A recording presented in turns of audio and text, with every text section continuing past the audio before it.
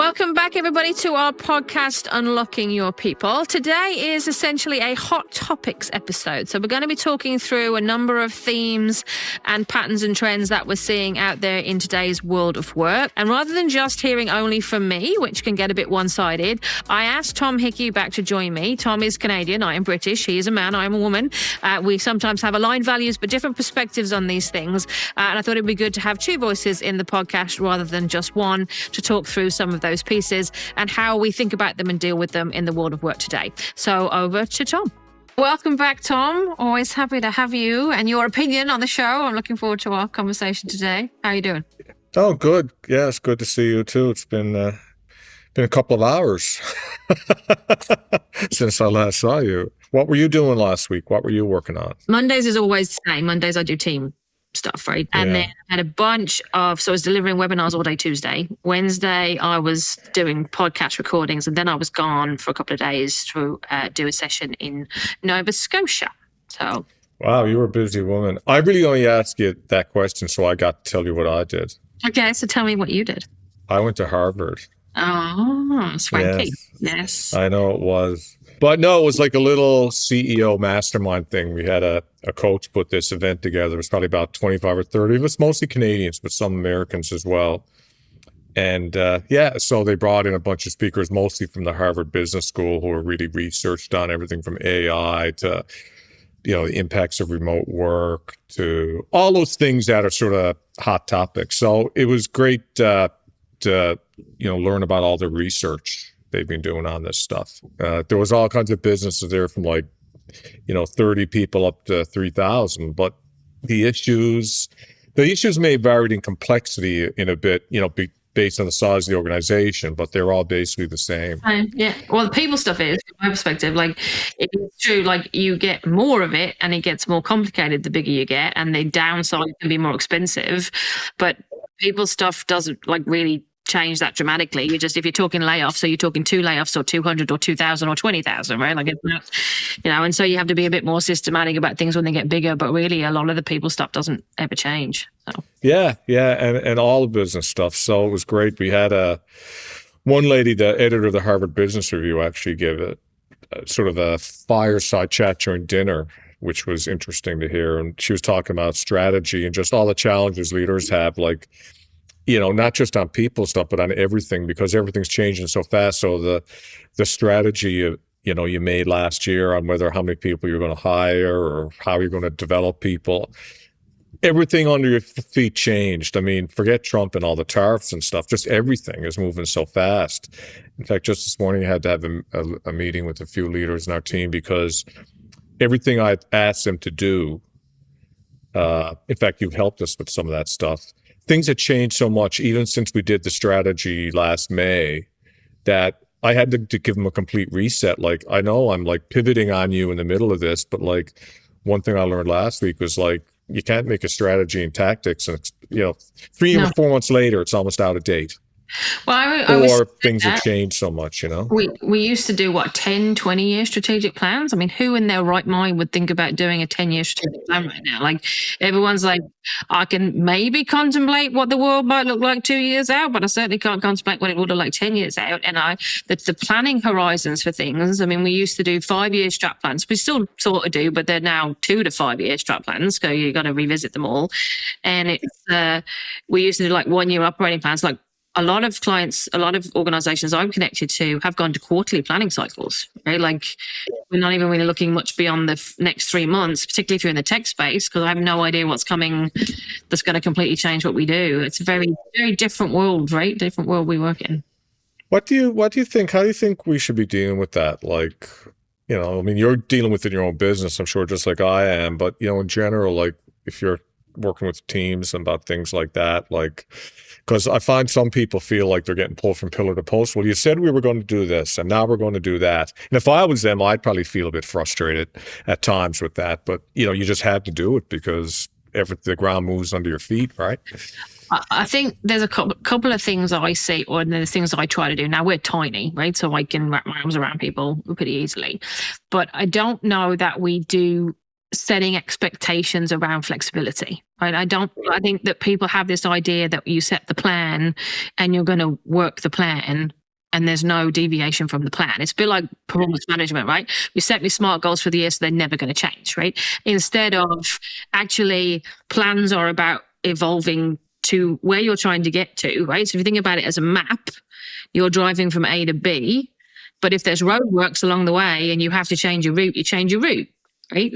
That's all a strategy is. It's a direction from A to B, but people feel like we can't leave the highway. So I don't know that we do a super good job of talking to people about the fact that strategy is an evolving thing and it should change.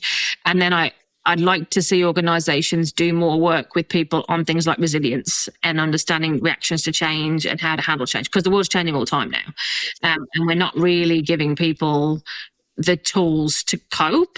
And I'm not sure that we're giving the younger, I don't know. The statistics for the younger generation is that they're more stressed than the older generations are. And I don't know if that's just because they are literally more stressed and we haven't given them coping skills, or they're just better at noticing that they're stressed and talking about it. And I don't know what's what in that regard, but I think we could do more to help people understand that uncertainty is not necessarily a bad thing.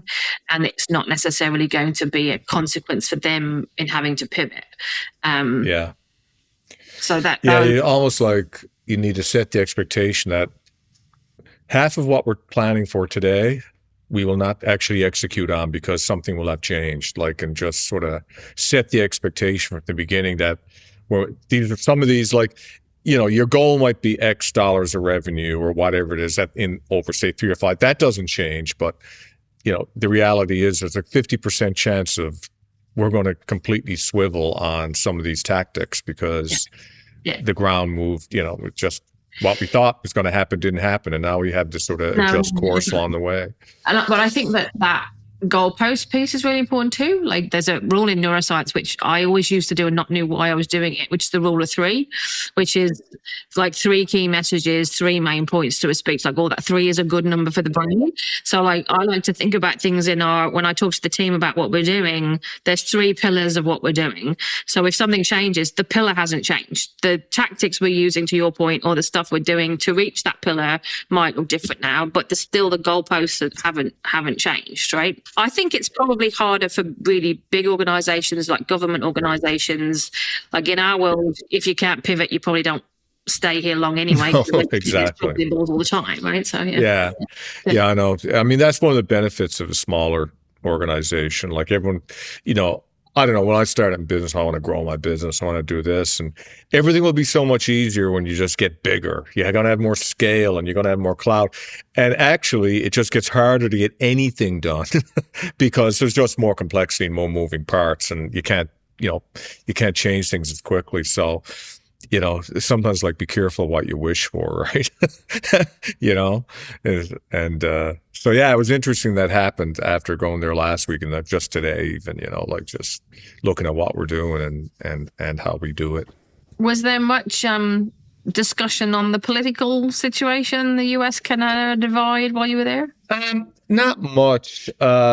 All my American folks and friends, who I call my friends now, I didn't know them before that, but they were all basically apologetic and ashamed, by and large. Like, we're so sorry, particularly for Canada. Like, what did Canada ever do to deserve this? So that gives you a little bit of good feeling. Like, you got to sort of separate some people from the politics and realize that, what you're hearing at the political level doesn't necessarily respect what I would think 90% of business people want. And certainly a lot of just, regular people who maybe aren't necessarily business owners want. So, you just gotta, you can't control it. So I'm fortunate, and I think you probably are too, to be in a business that isn't like directly, we're not importing and exporting products. So it's easy for us, for me to say, well, it'll impact some of my clients. And even in Newfoundland here, we don't have a huge, outside of the fishery and some mining issues, most of our clients aren't big importers and exporters. So it might have some impacts on cost of product they buy. But luckily, it's not like as front and central as it might be in somewhere like Ontario or Quebec, who do so much cross-border manufacturing and hard goods trade as opposed to services, which are not even really talked about in this, right? No. So, some of our clients are affected. Certainly the ones that like microbreweries and things like that, importing their aluminium for cans and things like that, and just not necessarily of a size or scale where they can suddenly make a difference to how any of that works either. There was a Gallup post this morning, which was looking at general public views on what Trump is doing and whether or not what he's doing was going to create more manufacturing jobs or not. And whether inflation would change. And unsurprisingly, it was split by party lines. So Republicans generally think that there's going to be more manufacturing at the end of this, and Democrats don't. It's funny you mentioned young people and stress. And I don't know if you saw this today, but Mark Zuckerman's, building a big AI in Meta. And, their first quarter results come out. They made a fortune last month.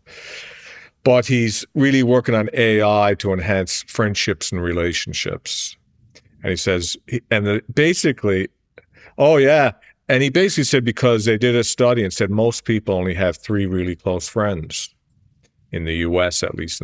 Now, the information I've read is that most people can't even have more than 3 really close friends. We have lots of friends, but most people, a close friend is someone maybe, knows a lot about, you can confide anything in them and go on support. Who has 20 of those? So I think sometimes it's like they're living in an alternate reality of what a relationship actually is. Well, did anyone say they wanted AI to help them make friends? Is this something that's a need, or is this something that Mark Zuckerberg has decided that we all should have in our lives? Because it's basically in Facebook terms, if you share pictures with someone and connect with them, they're your friend, right? So Facebook's definition of what a friend is. A lot of friends, but I tell you now, most of them wouldn't come to my birthday party, so they. Exactly. So I just, I think about young people, and that was actually one of the presentations we had down there was, the distorted reality people see versus what's real. In terms of what people's lives are like, you got your social media life, and then where everything is a bowl of cherries, and I went to this event and I went to that event, and look how great our Christmas dinner table looked. Yeah, look how beautiful. And the real life was, they were screaming at each other for 3 hours because a turkey got burnt. So I don't know. I see that and I say, we talk about AI, to me, that's not a good thing. No, it was one of the things that I actually thought came out of COVID that was good, was that we actually saw people's lives. This was like you be in a meeting and someone's kid would come up to them and they'd be like, "Yeah, all right, come sit here," or their dog would come and whatever, or they'd be like, "Hang on, my 6-year-old's throwing up in the back." That's real life, right? And then that's kind of what people are. And even this, we chuckle when we talk about this. We're going to have a conversation that Ross is going to cut and edit, and then I'm doing my hair before I come on, so I don't look half sensible. And if I was actually just having a chat with you and it was me and you, we'd be shooting the breeze about all kinds of things, and I wouldn't be worrying about some of that stuff. So you never get real people until you get them in kind of real life. But so one of the things I liked about COVID, I hope we don't lose, is that recognition. I don't know if you did you see the BBC clip with the gentleman who was on an interview, and it was, I don't know, he was talking about something like economics or whatever, and his kid came in behind him. Yeah, I saw that. His wife came in on her hands and knees. I thought that was brilliant. I thought that was absolutely brilliant. But that's the stuff we should be able to laugh about, right, and joke about without being too serious about things. So yeah. I know that's a good part about it all, right? Yeah. What we came out of that with anyway, right? Yeah. So what else were they saying about the AI space? I just came up in AI conversations, and now I'm really curious. I got to be honest. They had a guy from MIT there who's also he's got a startup, and he was explaining a lot about it. And he's saying all this stuff we see now, with ChatGPT or Gemini, where you it's basically a text engagement or look at this picture. And it's almost like using Google, right? You type it in a box and type your prompt in, what's the new role? We're going to be prompt engineers. I think we're already bypast that by now, those fake new jobs people talk about. But he said it's going to show itself in other ways, but more not visible. So, if you use Spotify or anything like that, I mean, you're getting AI in the background with all its suggestions and understanding your likes and pushing out music to you. But he gave us an example of 2 credit cards. You go to a restaurant and you split the bill, right? And so you go, tell the server, we're going to go split this way and that way. And of course, they all hate it, right? Because it's so much work. If you got a large group, they say, we're not doing any bill splitting. So he gave us an example of something they were working on with the credit card where, if you had a pair of glasses on, it'd be like this little thing in the corner of your glass that could read the credit cards. And it knew you would just sort of take your hand and the 2 credit cards would be on the table and you would take your hand and just go like that. And it's like a little slider would appear. And that's how you would apportionate the bill between the 2 credit cards. And it was AI driven based on knowing your gestures and you were in a restaurant and what you were trying to do. Like it was things like that, I mean, who even thinks of that, right? So he was going to an example of how there's like these thousands of applications which will dominate your daily life, but it'll be totally invisible to you. And just, so you just go, okay, now credit card split. So it was like he showed us how that would work. And I got to admit, some of what he was saying was like, whoa, this is way too much for me. But the crux of it was that impact. I mean, that kind of makes sense. I mean, the whole premise of all of this is it's supposed to make life easier, right? You're supposed to be able to do things more quickly. Thus far, I use ChatGPT all the time for thoughts on things, give me stats on this, have a look at this and poke holes in it, poke holes in documents I've written, all that kind of stuff. And we are having a conversation. So we will be launching a self-serve HR toolkit in the fall for micro businesses that don't have an HR person and want more guidance. And we are talking about how we layer a Just Ask Jess kind of functionality on top of that. So you can ask it like basic questions. You can ask it like super complex HR scenario questions and expect a proper answer. That's what you need to talk to a person for. But that like distinction of what is routine, mundane, and how do you take that off people's plate, and what is more complex and requires nuances as the human brain, like that kind of split makes sense to me. I'm not sure when everyone's first started touting AI and it was all like, it's all going to be great. I'm like, there are people who are going to lose their jobs from this. Like there's no way, and it's happening. I mean, you think about, silly example, but like supermarket checkouts, right? There's people who are no longer having jobs because the technology has taken over the job. And whilst that is fine from a principle of people moving to more knowledge-based jobs and doing more complex work, we've still got to retrain all those people to be able to do those jobs. And that's the bit that I'm not sure we figured out yet. Yeah, well, everyone said that about globalization, right? Oh, yeah, we're going to send off all the cheap, boring jobs off to places with lower pay, and all the jobs around here will be better. But that's like, to me, businesses don't behave that way. Because I know all the technology we put in and free up all our staff, and it does. But it never goes fully the other way to say, oh, we freed up all these staff to provide better customer service. And at the same time, we just invested all the money that we saved on because now we don't have people at a typewriter typing up carbon copy invoices. All those resources did not go into client-facing jobs because not everybody can do a client-facing job if you haven't got the right personality and the ability to build relationships and problem solve. Not everybody doesn't want to do that. So if you're a really good data person, the last thing you want to do is say, "Oh, now I'm going to be client-facing." I hate that. So just to make those assumptions, it's great for the people selling the technology, but what really happens is there's a big cost push down, and so a lot of the savings that we felt we could put into client service in our business, the insurance companies pushed all that work just down onto us. So yeah, we got rid of all that work and now we just have more other things to do, which aren't necessarily value added. So because they're on a quest to lower their costs and, drive shareholder value. So all these things are like, it takes a long time to shape out, but I'm always very skeptical when someone says, oh, people won't be replaced by AI. They'll be replaced by people who know how to use AI. Well, not everybody is going to want to use the AI, nor will they want to be in jobs where that is. So, I always laugh at those things because you can't minimize the disruption. You got to be honest with people, Yeah. and tell them what's coming. And if there's skill ups they can do that will help, tell them that, and it's no good telling them after you've got AI. You got to tell them a few years ahead of time. Say, this is coming, and that's what we've been trying to do in our business. But people who are later in their careers are going to go, oh, Jesus, I don't want to do that. I'm not sure it's people later in their careers either necessarily. No. It's not how everybody's brain works. And I mean, I think there will continue to be an opportunity in the people that don't want to talk to the machine. I don't want to be served by a chatbot. I don't want to be served by a computer that can't answer my question properly. When you're getting a chatbot response because it doesn't make any sense. I had one the other day where the thing was just repeating the same thing over and over again. I'm like, this is not a human being, right? So, then there's an opportunity to say, okay, we offer a differentiated service, I think, because you actually talk to a real person. Now, whether that means you only get to do that if you pay more, and then we're into different questions of equity, right? But yeah, I don't see how, I mean, I know in some of the pieces of work we do, if you are in graphic design, if you are in e-learning development, as we are, if you're in any of those things, there's a lot of stuff that's being removed from people's jobs.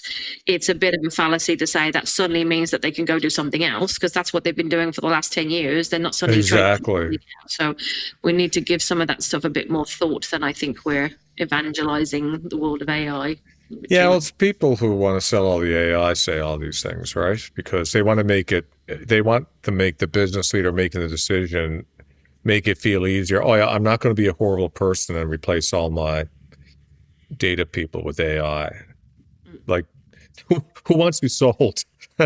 Unless you're a large corporation or you're so remote from people that you don't really, they're just numbers to you. But for someone like me, who I know everybody in our company, it's not easy. It would never be a nice thing for me to go in and say, well, yeah, I've decided to replace you all with AI.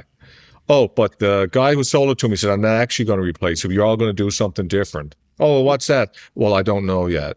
No. What kind of an answer is that? It'll be fine. We'll tell you later. It'll be fine. Yeah. But that's the face of business, though, isn't it? And I guess that depends on why and how you run your business. And I will never say anybody running their business, however they want to run a business, up to them. But there will be some people who run their business purely for the bottom line.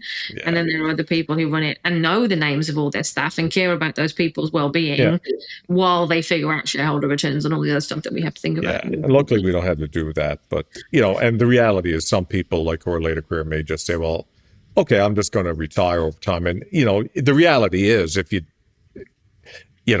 over time, if that tool exists, well, people might retire and you don't need to replace them and things like that. But I'd worry more you just got to look at LinkedIn to see all the posts from people who say, stop working so hard. Your company doesn't care about you. It's not a great career move, I think, to tell young people, just never put in an extra 5 minutes and never do anything because you could get laid off. Well, that comes like a self-fulfilling prophecy, because if you're going to behave like that. Yeah, I do find some of those posts, I'm like, sure, but that's not every organization in the world that is like mean with the boss that screws you over and wants to suck every minute of your life. That might be where you are right now. Right. Or you might be in the wrong place for you, because that's the other bit that people don't think about. Like, if you don't like working somewhere, that doesn't mean necessarily they are wrong. You may be in the wrong place because your values don't align with theirs. Like, I've working in the City of London early in my career. There's plenty of organizations that are work hard, play hard, right? You put in all the hours that God sends, you get paid massive bonuses, but when you get fired, someone just cuts off your access to the building and you can't get in anymore. That's not where I want to work. That doesn't mean that culture is wrong. And there's lots of people who want that and go and work for that quite happily. It doesn't fit for me. So I do sometimes find it bemused. I get it. I get the frustration of that. I get that when you've been in that situation, you're hurt, annoyed, frustrated, and a whole bunch of other things. I'm not sure how putting it on social media makes it any better. I got to admit, LinkedIn is the only social media I have left now, because I found it all an incredible time waster.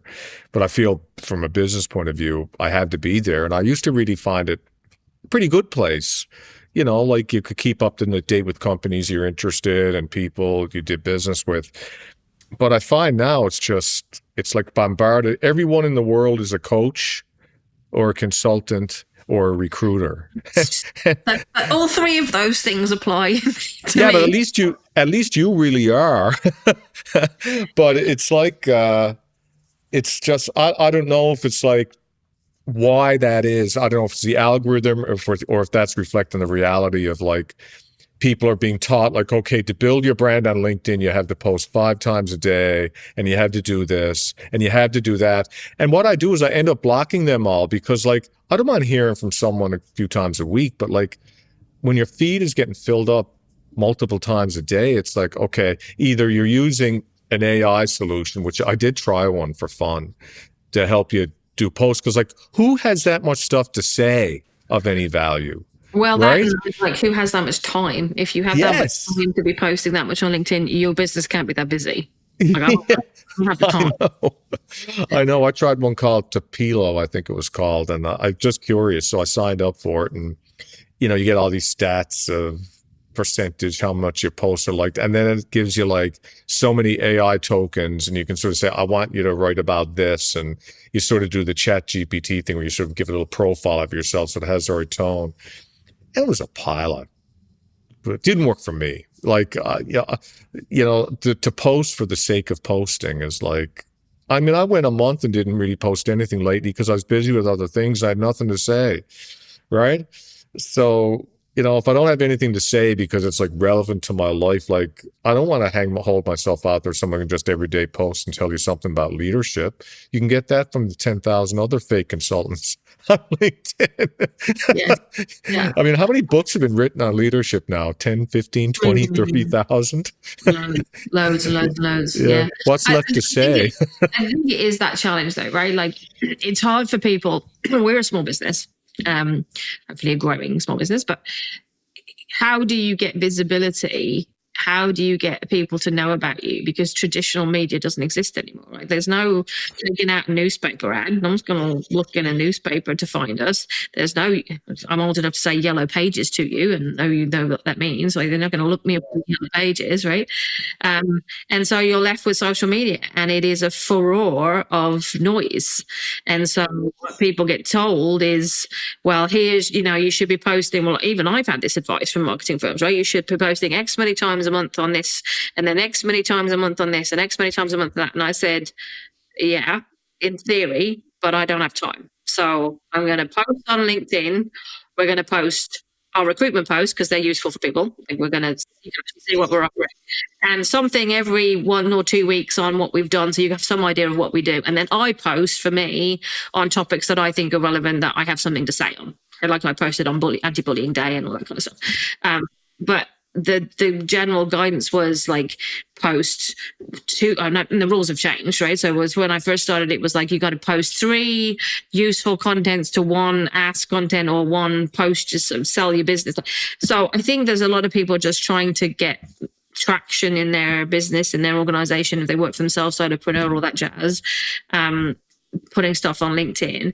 And it is designed to tick your brain buttons and make you want to come back, right? And you get likes and you get ticks and thumbs up and claps now and hearts and smiley flowers and all the rest of it. Friends like, people like me, I'm going to come and keep posting more. But I don't know that any of that necessarily does anything at any real depth, which is the whole problem with all this. And that takes us all the way back to relationships and how does AI and social media actually help you build relationships? And my problem with it will always remain that we will be far nastier to people when we can hide behind a screen than we can ever think about saying to somebody's face. And if you would not walk up to that person and say it to them, you should not be putting it on social media. Yeah, it's true. And you know what? What I've found is the stuff that I've seen get the most attention, either things I did or our business did, are usually things that have nothing to do with business. Like, so-and-so, well, business sense got a promotion, or so-and-so did such a great job with this client, or, things that are personal to people about their success or that just make people feel good. Yeah, that type of stuff, like it's not like, oh, here's my 5 risk management tips. Like, that'd knock me in a stupor immediately. So, or something that you like, a real problem you had that was which is another issue I have, is like the level of transparency put people on there. Like, I put a couple of things that I thought people would find useful where I either made a big mistake in something or found something, a great conversation. Me and someone who maybe disagreed came to an understanding. And like, they're little, like the things that go on every day that are real life that you can sort of relate to. But beyond that, like most of it's just noise. It's, there's a guy, Tom Goodwin, I follow, and he's British, I'm pretty sure.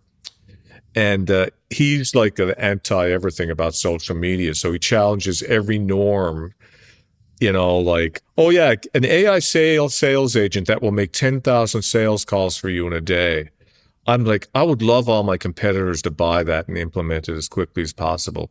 Because I'm sure all the prospects, we were bombarded with emails from people we don't know, or it used to be phone calls, right? Then it became emails. Now it's in mails. I just can't wait for fake AI phone calls from a non-human to call me, and they think they've targeted me based on my profile. So they're calling up to sell me, I don't know, we've got what, Moroccan goulash on sale. And it was supposed to be targeted to me. Like, that's going to do so much for people's brands to have a piece of AI. It's like, imagine what an AI chatbot on your website is bad enough to try and get that thing to work right. Imagine what an outbound call will go like. I'd like to think we might at some point get to the point where those things are actually useful, because I think there is inherent value in the potential of what we're talking about. I just don't think we're there yet. I think we're trying to use the technology before it's developed to a state where it's actually meaningful. And I loathe the idea that someone will want. I mean, I started the business, true female entrepreneur. I didn't start the business to make any money. I started the business because, one, I needed a job, and two, I wanted to help people. Like the idea that feeling you have when you pick up, you on hold and you're listening to elevator music, I feel like that's going to perpetuate all of our lives with technology, because there's nothing more annoying than getting caught in a loop. I got in an Air Canada loop the other day where it was like clicking the thing to do what it was doing, and it says, this doesn't work, you need to click here for help. And then I clicked the help and it took me back to the page that says, this doesn't work, you need to click here for help. And I was like, or I can go sit on hold for 4 hours and talk to an agent. At least I will talk to somebody eventually. I'm saying Canada, so eventually, but Yeah. I mean, cold calling, like when you're trying to grow your business, and I've been there too, like picking up the phone and calling people you don't know to introduce yourself. And I mean, it's the worst thing. Like, I don't care who you are as a salesperson, if you're nobody, it's not possible for 99.99% of people to enjoy that. I think if you enjoy that, you're a bit of a masochist or something. There's something wrong with you. And they get no 90% of the time. But it's also, in some cases, a necessary evil. And I can understand how someone's thinking like, well, if we can make that process a little less painful for people by having an AI agent whose feelings won't be hurt when someone says no or just hangs up the phone. But it's such a risk to me, to your brand and what you're trying to accomplish, to sort of take that interaction down to a level of an AI agent is going to have a fake conversation with someone and hopefully do enough of a good enough job on data gathering or information sharing. I don't think it works in your world. I mean, and maybe that's because I know your organization and your brand and you, but your world and my world are all about relationships, right? That is what we are. So it makes no sense to me to use that. Now, if you're in a commoditized thing and you're selling something that is a non-heart. Press 1 to buy the red widget. Yeah, like I'm doorstops. Yeah. Sure, like maybe AI is your perfect. If you're in a relationship-driven business-to-business environment, I don't see how any of that helps you any.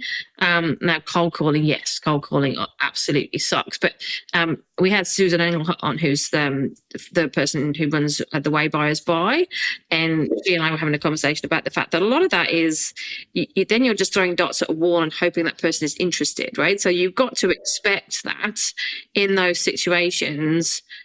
Most of the people you contact are not looking to buy, right? Like if you're just randomly calling people, you're looking for the person who happens to have just had a reason to want your services in the last probably week, right? And any longer than that, they're not thinking about you anymore.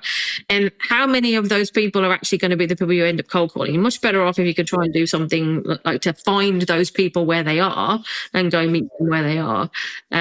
No, but again, I think maybe this is about what industry you're in. Maybe if you're selling something that's more commoditized, that makes sense. It doesn't make sense. Yeah, it's interesting because, like you say, we're totally speculating on what the world may hold, and there's probably, like we just talked about, there's probably about an 80% chance that's not the way it's going to go at all.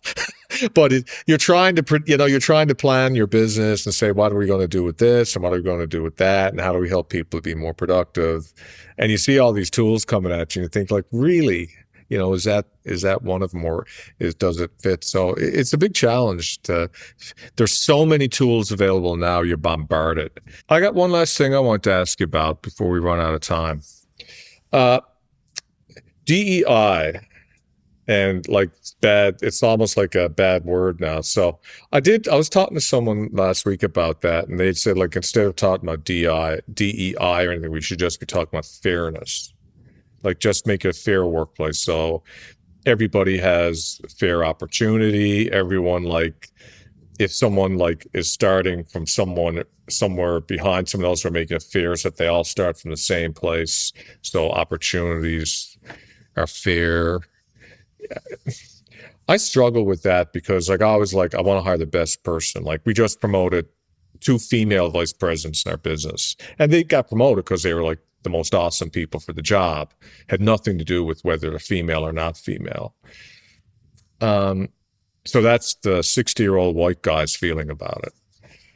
Like, how do you see that? I really struggle with that because we've got a lot of people coming up behind. Like, our team was getting really old. Now it's getting really young. And I've become so conscious of unconsciously, pegging people or not being fair to people. How do you think, we should be, making that real? So it's not just, you get away from buzzwords. Like, who cares what it's called, really, at the end of the day? So I think we have to be careful.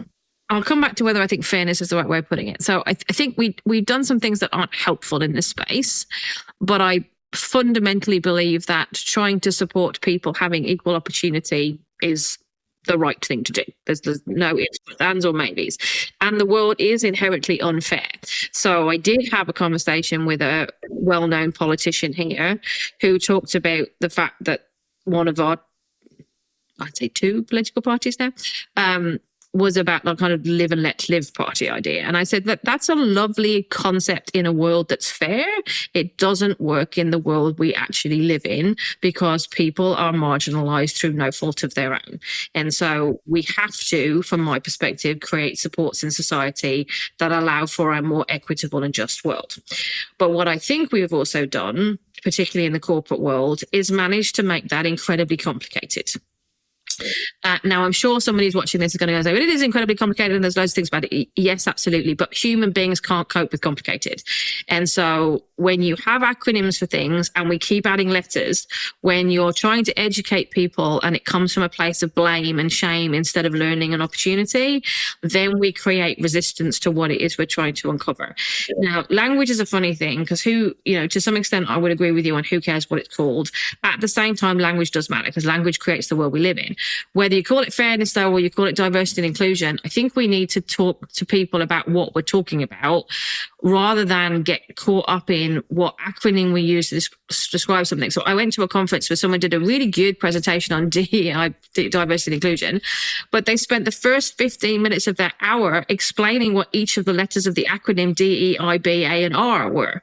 And I was like, if we've got to that point, we're going to lose people. We're going to lose people who are like, this is too complicated for me to get my head around, when really the principle of all of this for me is no one should be starting from behind. So I think that that principle becomes helpful. And then helping people understand that there is unconscious bias. There is conscious bias, absolutely, but there's a lot of unconscious bias, and being willing to recognize your own and talk about your own and talk about the things you do. I'm very conscious that I find it difficult to remove certain words from my vocabulary. So I will constantly say, apologies, everybody, that's crazy, which is not helpful. Right? And so I can recognize that for somebody that would be a very affronting word for me to use in the way I'm using it. And I've got habits around it that I can't switch off. So helping people recognize and have the license to say, Jess, could you do your best to not use that word around me, and that's not helpful for me. I think those conversations are really important. But I've seen lots of sessions and topics where it's kind of been the finger waggy end of things, right? Where if somebody isn't getting it right, isn't getting the language right, isn't getting the tone right, isn't up to date and what's the latest thing, there's something wrong with them. And nobody ever moves when they feel ashamed or blamed. Nobody.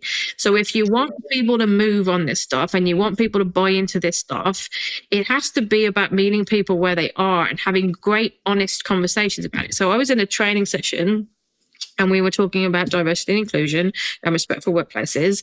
And one of the people in the room said, I would never hire a trans person.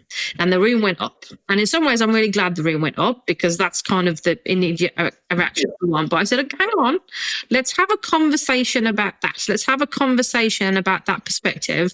Talk to me about why you feel that way. And what it came down to was systemic issues in the way that that person would have to handle that situation in their workplace. So they were in construction and they were like, I just literally have no idea how I would handle that on a construction site, what we do about bathrooms, how I do signage, the number of people that will be asking me questions. Like, I'm not equipped to handle that. So it was not necessarily a fundamental issue with somebody being trans. It was an organizational issue with how we welcome those people and support those people in the workplace. And I think that then opens the door to have the conversation about how then do we do that. So I say, so what you're saying is if we could find answers to those solutions, you would absolutely hire a trans person. He said, well, yes, right? So there's a very different lens on it, but we're not giving people the space to have the conversation, and we're not working through those things. We're having the reaction to the comment instead of saying, walk me through that. Now, super easy for me to say as I'm not trans, right? So the reaction to that's different. But I've been on the receiving end of it for gender. I'm not necessarily sure it's the same. I'm not trans, so I can't speak to that. But I've been on the receiving end of sexism and gone, all right, time out. Talk to me about that, because that's not how I see things. Walk me through why you think I should do X, Y, and Z and where that comes from. And sometimes what I thought was sexism wasn't. Sometimes they were just purely patronizing. Sometimes it was But I think some of this stuff is that there are people who are incredibly uncomfortable, and we haven't made the learning around this comfortable enough. And so as soon as the opportunity has come to say, I don't have to look at this stuff or confront it anymore, they've gone there. And I think that's an absolute misfortune, because I think it's absolutely the right things that we should be doing in organizations.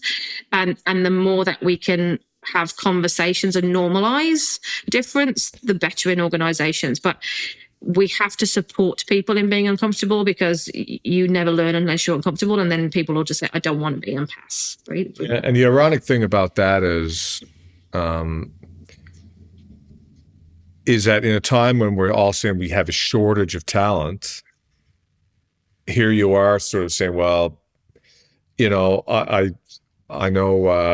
the CNIB, the National Association, a friend of mine is on the board of that, and talking about the levels of unemployment with blind people who, could be perfectly capable. And because of technology days, obviously you can't do all jobs if you're blind. If there's something that requires vision, you can't do that. But for to use computers, Microsoft systems and apps, they come fully, with a few minor equipment modifications, they're fully functional to do that. And, a lot of times it's like, if you're a line leader or a line manager in a business, you're swamped, you're trying to get stuff done. And the natural reaction is to pass the least resistance. So you're saying, well, I know how many times I've heard, it's like, I just need to hire so I can plug in. But the reality is a lot of times, we've tried to hire for roles, there is no plug-in. People, at least in this geography, some of what we've wanted in the past literally doesn't exist. But you forget about, I'm totally guilty of that. Is there a creative way we could find another really good candidate who may not be in the traditional pool of where we would go looking? And it's one thing I took out of last week, actually, because the CEO of CNIB was there, and I had a few conversations. I never really thought about this. It was a case not of not wanting to. I just literally did not know. So, what you're saying holds a lot of water, and a lot of it is just, I hate to say it's education or awareness of what other places can you go to find good people. And I'd say the point before that, because we only become aware when we have the space to stop. And the piece about I'm too overwhelmed and too swamped in my world to contemplate anything outside of this set of train tracks, because that requires mental capacity for me that I can't handle, is where a lot of the world is. I think the latest Gallup stats were like 50% of the world feels stressed a lot of the day. So if we have 50% of our workforce, 50% of our people feeling stressed a lot of the day, then you present anything out of the norm to them or their definition of norm, and they're going to go, can't cope with that. So you don't build self-awareness. You don't have the energy and capacity to confront your biases and think about your view of the world and how do I adjust a workplace for somebody with a disability? What do I do when you're barely keeping it together and getting stuff out the door? So we have to make sure, I think, that workplaces are, looking at managers and making sure that they're not entirely doing leaders who are drowning in the things that they do. We're still not training people in leadership, let alone training them in how to lead vastly different types of people. We've barely got to the point where we've got people getting trained in how to have good conversations, let alone what do you do with diversity and inclusion in the world. So I think, a lot of this for me has to be baby steps. I'd love to speed it up, to fast forward to the end and just be like, come on. But the world, people can only move so fast. So where are they? Where is your organization? What makes sense to people? What are you training your leaders on and how do they do it? And then how do you incrementally increase people's bandwidth and thinking about some of this stuff, and recognize that for a lot of people, it is a journey, and it's not necessarily, to your point, one they don't want to go on. It's just one they either haven't contemplated or they have no idea how to move forwards on their own. Awesome. I really appreciate that answer. It was one of the more pragmatic ones I've gotten. I don't ever want anyone to misinterpret. I fundamentally believe that we do not have a just world and there's no reason for it, right? But society doesn't move that quickly, right? We have to meet people where they are, and nobody moves. So pick your battles, move the people you can move them first, and nobody moves by you wagging their finger at them and telling them about human beings and what they're doing. So that's not going to help you. Don't do it. Talk to them about why they're doing what they're doing and how you can help them move to something new and something different. And if they're not open to it, Just keeping smacking your head against a brick wall is not helpful. Yeah, that never works, right? Beatings will continue until morale improves. Although I did work for somebody once. This is talking about moving dial in organizations, where the leader stood up on stage and went, you all need to get engaged. And I was like, okay, we fundamentally missed the point here that I'm going to need to spend some time with you on that one, because that's not how this works. What is wrong with you people? Why aren't you engaged? Are you listening to what I'm saying here? So again, meet them where they are, not intentional, not doing like you might inside want to roll your eyes and think, seriously? But that person, that's their understanding of the situation, the context where they are in the moment. It's not going to do me any good to go up to them and go, what did you say that for? Well, I don't know if you were a consultant then, but all I'd be thinking like, oh my God, I'm going to get so much revenue from this client. They need so much help. Only if they know they need it, though. That's the challenge. That's true. All the time going, how much of a mirror do I hold up for this person so that they can what I see, or how much do I work with that where it is, right? Yeah, I hear you. And all of that comes back to, do people trust you? Because people trust you, you can tell them the unpleasant truth.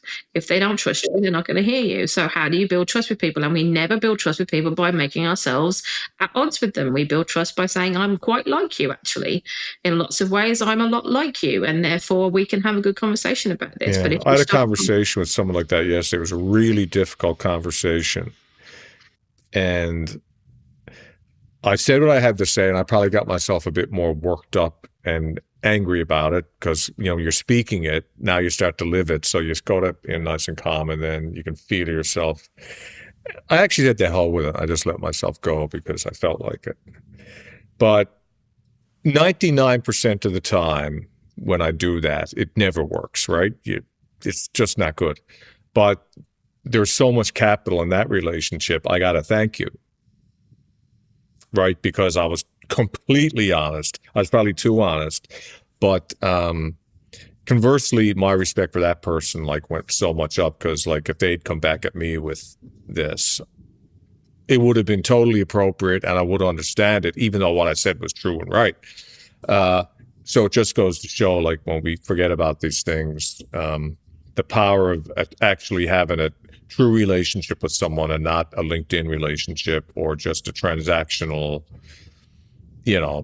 relationship. I give you a service, you pay me, but actually a true, like, when someone knows you are looking out for them, even if it's against your own interest, you've got so much capital, you can pull that kind of, you can do that. So you're totally right about that. That is relatedness in the neuroleadership SCARF model. There are 5 buttons, and relatedness is a negator. The better your relationship with somebody, the more you can press all of their other buttons and cause issues, and they won't react the same way because they know you care about them. I've had to get your reference. You'll have to send me a link for a book on that or something. I want to read about that. I like that concept. Good book, Your Brain at Work by Dr. David Rock. That's my book recommendation for today.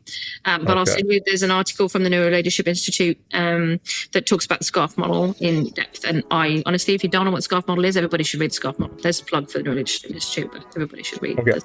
Sounds good. Awesome. So that's it for today's Hot Topics episode. So today we've obviously chatted about a number of things going on in the world of work, and hopefully that's very relevant for you and where you are. Next episode, we are going to have a full episode of Just Ask Jess again. So scenarios and real life situations that you want me to chat through and apply the kind of people thinking from E3 to those situations. So if you've got comments or questions from today, if you've got things you'd like me to tackle in our next episode or in our next season, send them all through to contact@e3.ca. And of course, don't forget to follow us on Spotify, iTunes, or check out our previous episodes on our website at e3.ca. I'll see you next time.